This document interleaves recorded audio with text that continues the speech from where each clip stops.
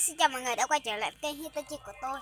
Hôm nay tôi sẽ làm máy bay trực thăng đi quẩy nát thành phố. Ok, bắt đầu. Đầu tiên, tôi sẽ phải mua một chiếc máy bay. Máy bay cảnh sát. Bấm lộn. Vào shop. Một chiếc máy bay trực thăng của cảnh sát. Một chiếc máy bay của cảnh sát. Máy bay đây tôi sẽ lấy chiếc này.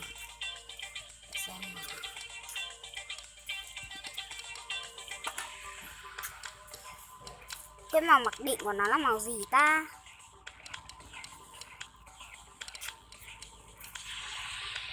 Màu này đi. Ok, tôi sẽ dùng chiếc này và tôi sẽ đi quậy nát thành phố luôn. Các bạn hãy đồng hành cùng tôi nhé. Rồi bay vãi cả nồi để xa thế.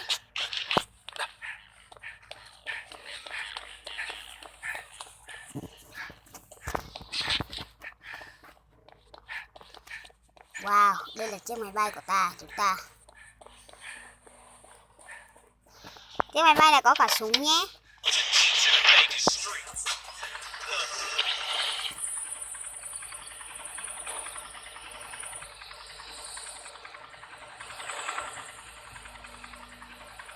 Ta cứ đi thẳng này thôi. Gặp cái gì bắn cái đấy. Nát thành phố luôn.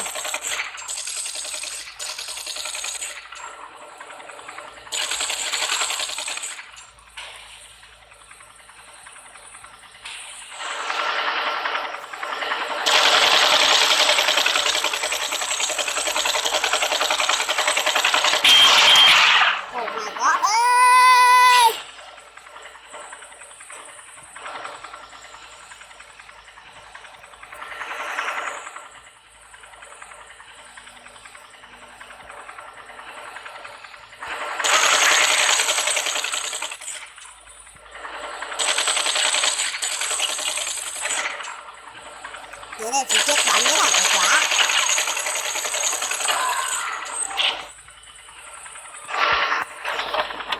Cái gì đây?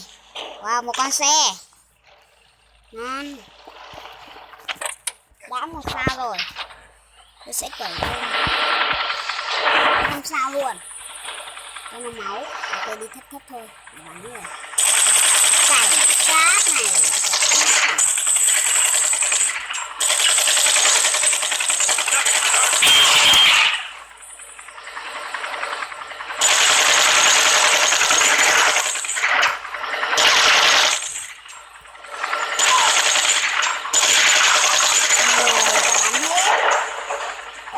Đi thấp quá, cảnh sát nó tông.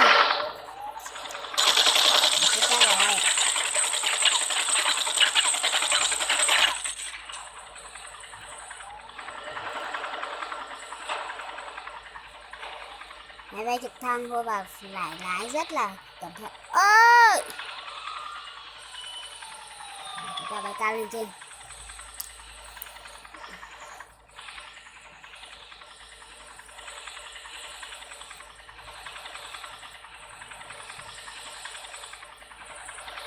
Rồi chúng ta đợi trên này, chúng ta sẽ đi lấy súng ngắm và chúng ta đứng từ trên bắn xuống. Ok, hạ cánh.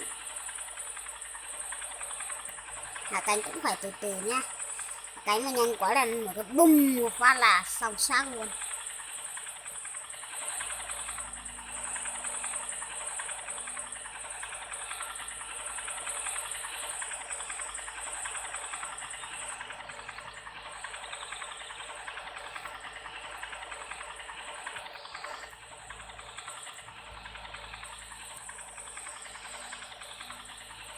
Ok,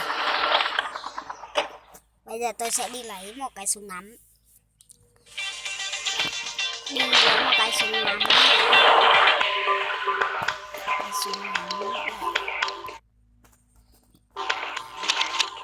ngắm này. Trang bị. Ok. Vậy tôi sẽ đứng từ trên này ngắm xuống. Ok. Ý tưởng là bá đạo. Có biết con ngắn được không ta? Không thấy người. Đứng ở trên cao này hình ảnh nó bị mờ đi ấy. Có lẽ là nên bay xuống cái tòa nhà này thấp thấp thôi. Để bắn lên 6 sao đã rồi tính. Xong rồi chúng ta mới bắt đầu lên trên trời.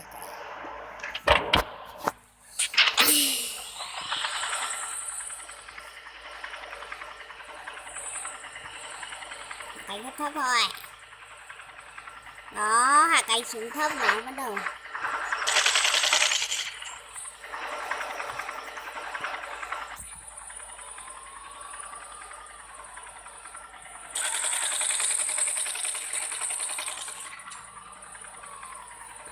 Mà chúng ta còn bay mà cần gì phải súng ngắm chi cho nó mệt.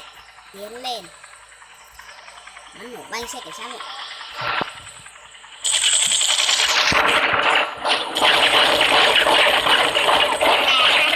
Nó đứng trên xe bắn các bạn. Ngu người. Này thì bắn. Vâng, 4 sao. Đây là việc ta. Tôi đã sửa mấy cái rồi. Nhỉ.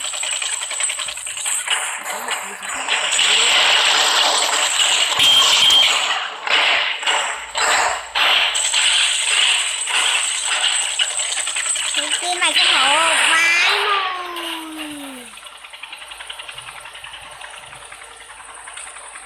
Vâng.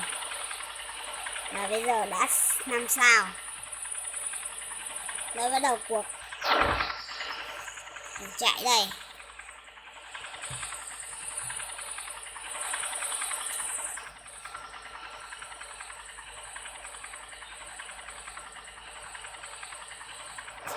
Ý, không thể để nằm mất sao được. Chúng ta phải hạ cánh xuống quầy thành phố chứ.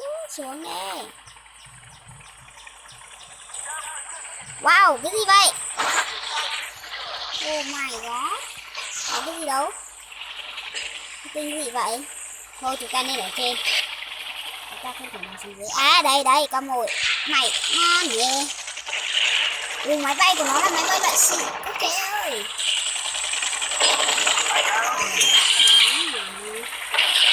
Oh my god. Cứ chạy về phía trước nhỉ. Về phía trước không có gì phải xoắn cả. Đấy còn ghê với chúng tao nhá.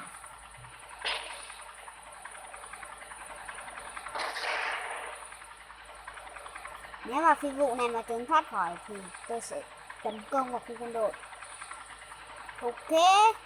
Khu quân đội ngay kia rồi. Cái gì phải xoắn cả. Wow, khu quân đội rất là hoành tráng. Vâng. Và đấy sao chúng ta chuẩn bị chiến dịch tấn công khu quân đội.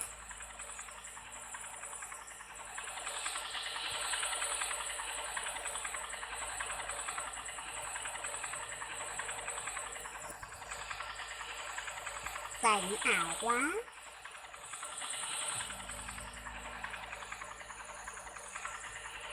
Không biết chỗ nào có xe tăng nổ ha. Đây để phía trước này xem.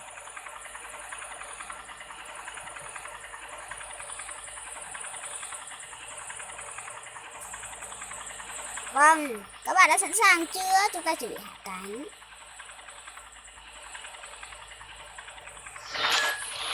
Vâng.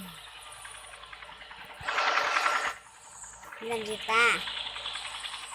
Tao hỏi mình làm gì được ta? Nói cái gì đấy? Nói nhảm cái gì đấy? Wow, đã bay cứ lung tung luôn.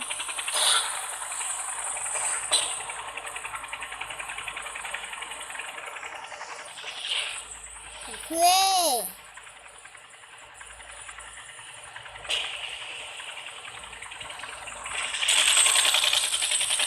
Luôn.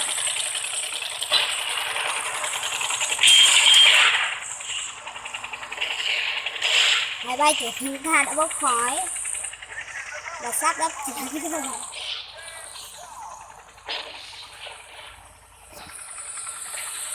Động cơ đã bị cháy.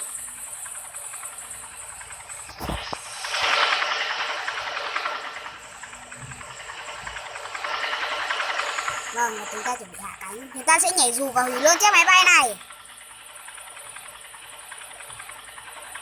1, 2, 3, yo!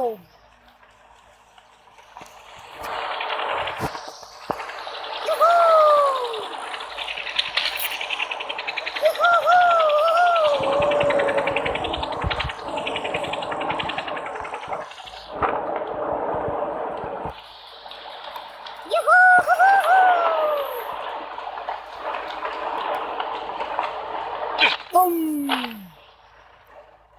Vâng, chúng ta đã đắp chiếu. Và video của tôi đến đây là kết thúc. Nếu thấy hay thì hãy like và đăng ký channel của tôi. Hẹn gặp lại vào các video tiếp theo. Ok, tạm biệt các bạn.